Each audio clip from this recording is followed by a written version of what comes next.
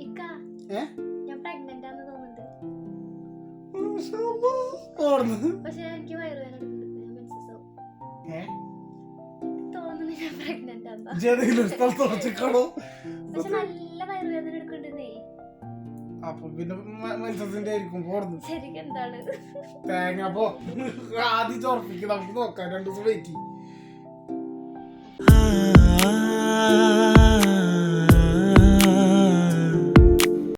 നമസ്കാരം.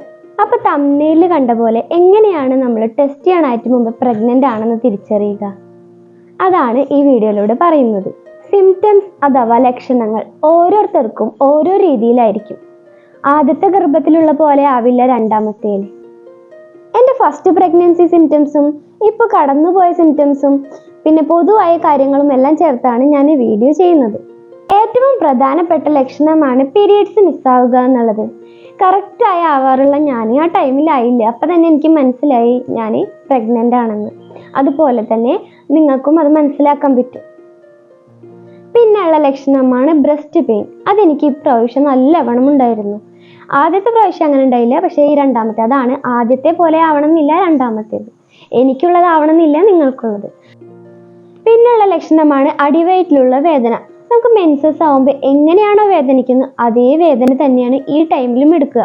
പക്ഷെ എനിക്കിത് അറിയില്ലായിരുന്നു. ഫസ്റ്റത്തെ പ്രഗ്നൻസിയിൽ എനിക്കതില്ലായിരുന്നു. ഇപ്രാവശ്യം ഇതെനിക്ക് വന്നു. അപ്പം എനിക്ക് കൺഫ്യൂഷനായി, പ്രഗ്നൻ്റ് ആണോ അതോ മെൻസസ് ആണോ? കാര്യം പ്രഗ്നൻസിയുടെ ബ്രസ്റ്റ് പെയിൻ, ക്ഷീണം, അങ്ങനെ കുറേ പ്രശ്നങ്ങൾ എനിക്ക് ഉണ്ടായിരുന്നു. പക്ഷെ അതേപോലെ തന്നെ ഈ പെയിനും ഉണ്ടായിരുന്നു. അപ്പോൾ കറക്റ്റ് ടൈമിൽ ഞാൻ പീരീഡ്സ് ആകുമ്പോൾ എനിക്ക് ആ വേദന ഈ സമയത്തും ആയി. അപ്പം എനിക്ക് കൺഫ്യൂഷനായി. അപ്പോൾ ഇൻട്രോയിൽ കാണിക്കുന്ന പോലെ ജസ്റ്റ് വീഡിയോയ്ക്ക് വേണ്ടി മാത്രമല്ല, ഞാൻ സ്ഥിരം ഇങ്ങനെ ചോദിച്ചായിരുന്നു ഇക്കടെ ഞാനാണോ അതല്ലേ എന്നുള്ള ഫുൾ കൺഫ്യൂഷനായിരുന്നു. അപ്പോൾ അത് എനിക്കിപ്പോൾ ഒരു അറിവാണ്. അപ്പോൾ നിങ്ങൾക്ക് അറിയാത്തവരോട് ഞാൻ പറയാണ്, എങ്ങനെയാണോ പീരീഡ് സമയത്ത് ആ പെയിൻ ഉണ്ടാവുക അതേ വേദന തന്നെ ഒരു പ്രഗ്നൻസിയുടെ സിംറ്റവുമാണ്. പിന്നെയാണ് സ്പോട്ടിങ് അഥവാ ചെറിയൊരു ബ്ലീഡിങ്. അത് അപ്പം തന്നെ പോവുകയും ചെയ്യും, കുറച്ച് സമയം ഉണ്ടാവുള്ളൂ. അത് ഇതിൻ്റെ ഒരു പ്രധാന ലക്ഷണമാണ്. പക്ഷേ അതെനിക്ക് ഫസ്റ്റ് പ്രഗ്നൻസിയിലും ഇപ്പോഴും അതുണ്ടായിട്ടില്ല.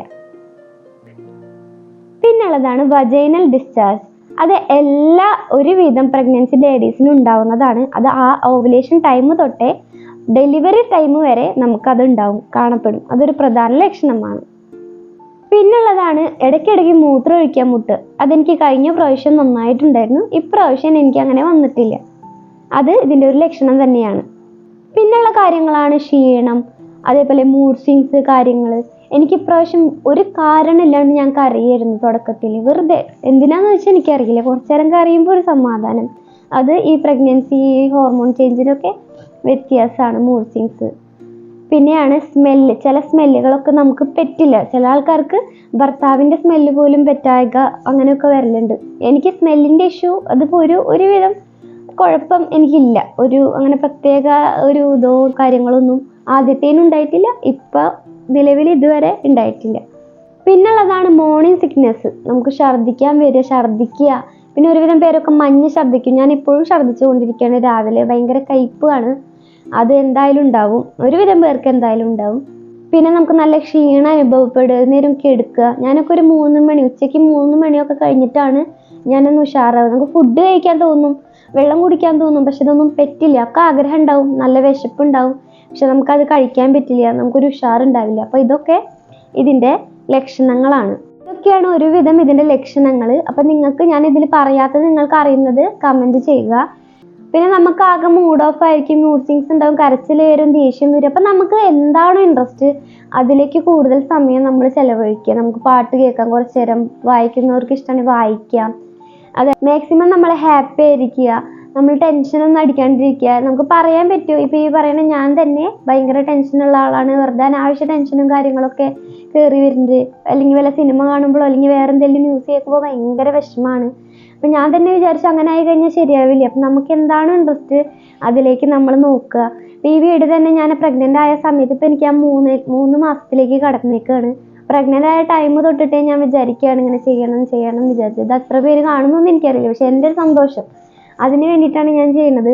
പക്ഷേ അതെനിക്ക് ഇപ്പോഴാണ് ഒന്നായി വന്നത് തന്നെ, ഒന്ന് ഉഷാറൊക്കെ ആയി വന്നത്. അപ്പം നിങ്ങൾക്ക് എന്താണ് ഇൻട്രസ്റ്റ് നിങ്ങളത് ചെയ്തുകൊണ്ടിരിക്കുക.